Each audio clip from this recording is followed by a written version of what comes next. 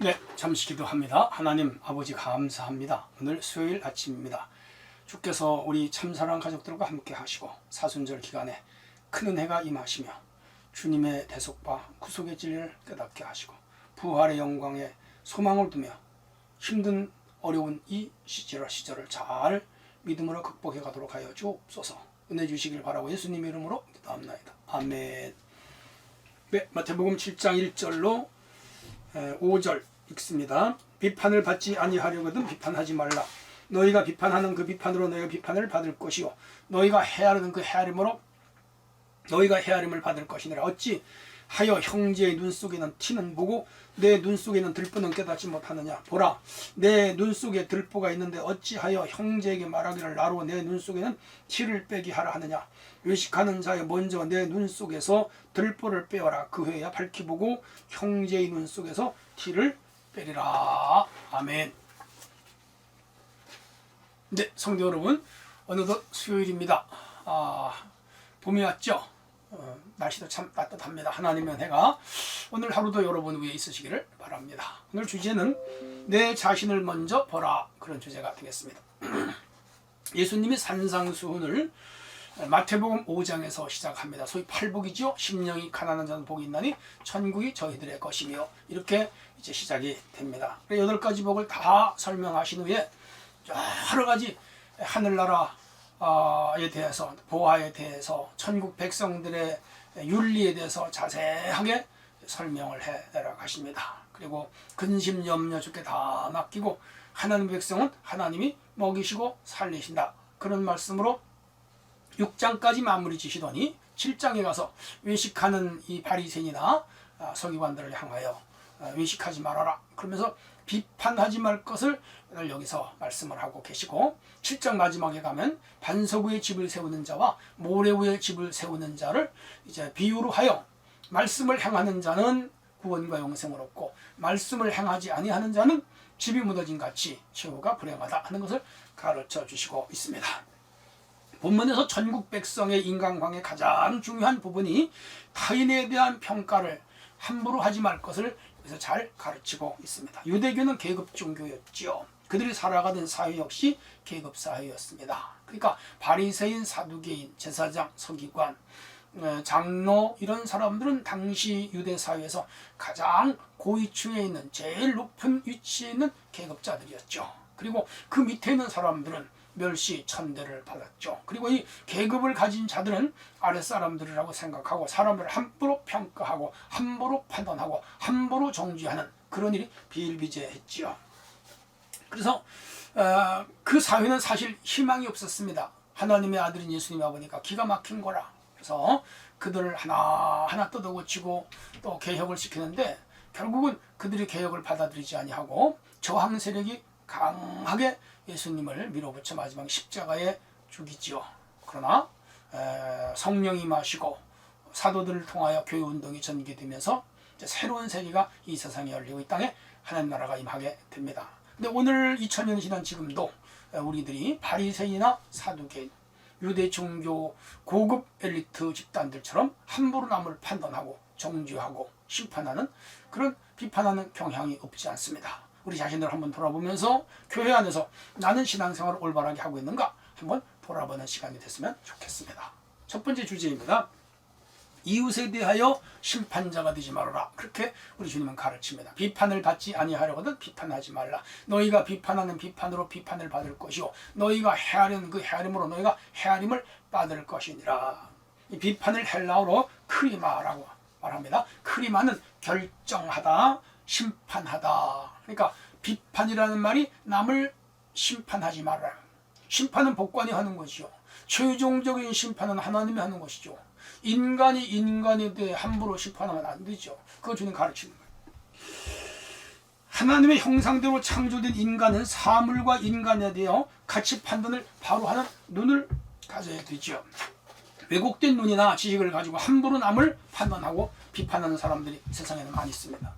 자신이 재판관도 아닌데 함부로 남을 판단합니다. 법관은 한 사람의 죄를 재판할 때 증거, 증언, 본인의 주장, 변호인의 변호 등을 다 듣고 나서 합리적이고 과학적인 방법에 의하여 유죄와 무죄를 결정합니다. 재판을 받아 최종 선고가 있기 전까지는 피의자일 뿐이지 주인은 아닙니다. 그런데 사람들은 정확하지 않은 정보를 나 들은 이야기를 가지고 어떤 사람에 대하여 주인으로 단정해버리는 경우가 있습니다. 저 사람은 주인이야, 죽을 놈이야. 자기가 뭔데, 하나님도 아닌데, 법관도 아닌데, 증거도 없는데, 합리적인 판단 기준도 없는데, 법적 증거도 없는데, 들은 얘기, 소문 같은 걸 가지고 함부로 남을 정죄하고 자기가 본대로 평가하는 거예요. 그 사람이 외적으로 어떤 실수가 있어도 그 내면적으로 그 사람이 어떤 사람이 정확히 알지도 못하면서 함부로 판단하는 그런 경향이 있죠. 바리새인들이 그랬다는 거예요. 유대교인들이 그랬다는 거예요. 그러나 오늘 우리는 그렇게 살면 안 되죠. 자신이 마치 하나님인 양 행동하는 것이죠. 그래서 죄 없는 예수님을 그들은 십자가에 죽인 데까지 나갔죠. 엄청난 과오를 저지르고 말았죠. 오늘날 교회도 남의 눈에 티를 찾아 돌아다니는 사람들도 있죠. 어떤 사람에 대해 정확하게 알지도 못하고 누가 그 사람에 대해 이렇게 말하더라 말만 듣고 그 일이 그것이 사실인 양 떠들고 돌아다니는 사람들도 있죠. 이렇게 한 사람의 삶에 부정적인 영향을 줄 뿐 아니라 교회 전체에 큰 어려움을 주는 사람들도 있죠. 크게 잘못된 사람입니다. 성령 안에 살아가는 자들은 그런 행동을 해서는 안 되죠. 어떤 사람이 설령 허물이나 실수가 있다고 하더라도 그 허물을 덮어줘야죠. 또 고쳐주도록 그 사람 직접 만나서 충고를 해야죠. 그리고 기도해줘야죠. 이것이 그리스도의 사랑입니다. 혹시 여러분들 중에 함부로 남을 평가하고 남을 판단하고 남을 정죄하고 남을 비판하고 남을 비방하지 않았는가? 우리 한번 깊이 돌아봐야 됩니다. 심판자는 하나님 한 분밖에 없다는 사실을 꼭 기억해야 될 줄로 믿습니다. 두 번째 주제입니다. 자신의 허물을 못 보는 어리석은 자가 되지 말라. 그것 주님이 가르칩니다. 남의 눈에 티를 찾는 자들 중에는 자기의 눈에 들보가 있어요. 비유죠. 남의 한 가지의 잘못이 있다면 자기에게는 5가지, 10가지 잘못이 있습니다. 그거 깨달아야 돼요.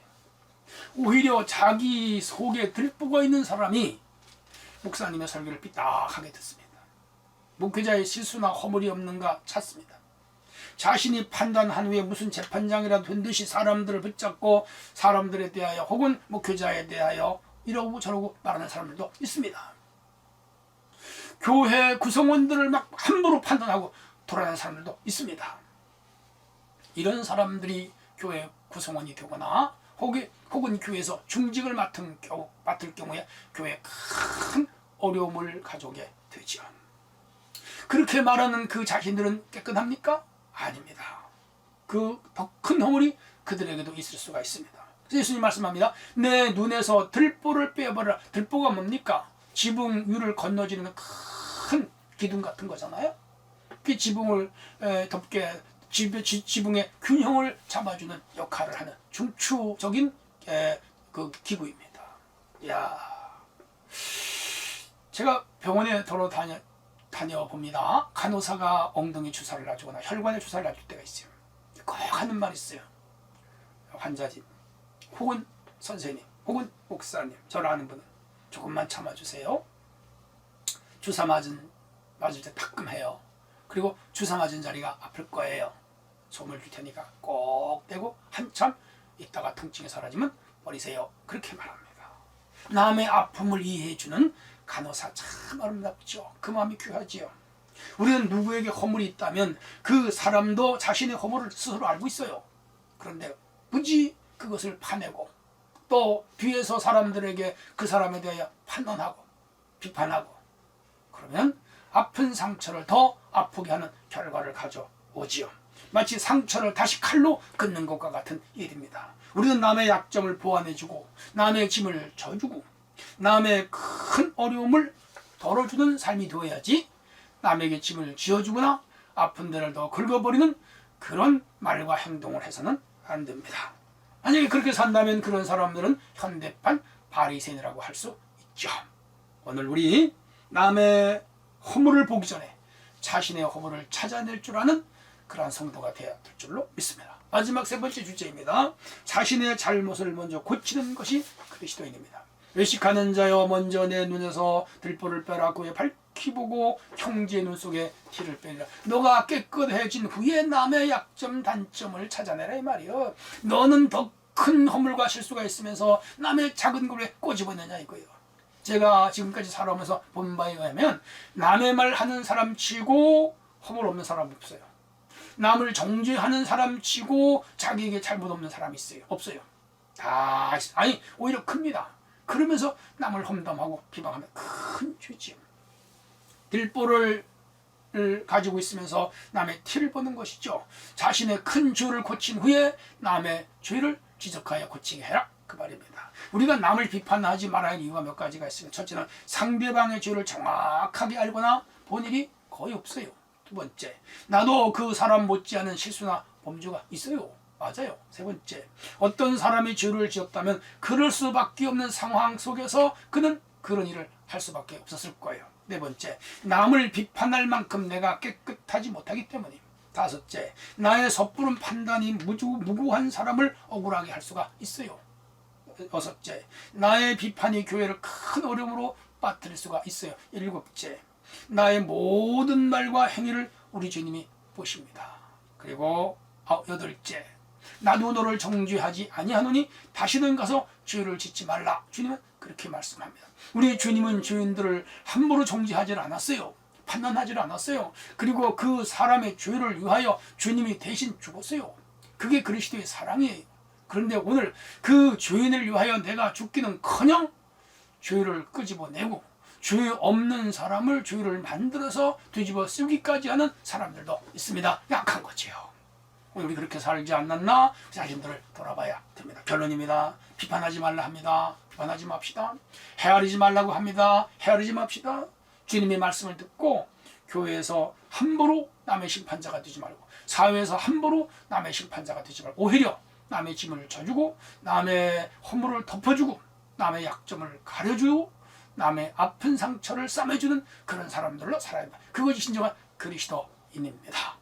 오늘 하루도 이 말씀을 생각하시고 어디를 가든지 이웃들과 잘 지내고 사이좋은 관계가 되어지시기를 바랍니다. 하나님 아버지 감사합니다. 오늘 수요일 아침 사랑하는 성도들 은혜 주셔서 남을 비판하지 말라는 이 말씀을 마음에 새기고 오히려 남을 돕고 또 사랑하고 아껴주고 귀히 여기는 우리 성도의 차원 높은 인격자들이 되게 하여 주옵소서. 예수님 이름으로 기도하옵나이다. 아멘.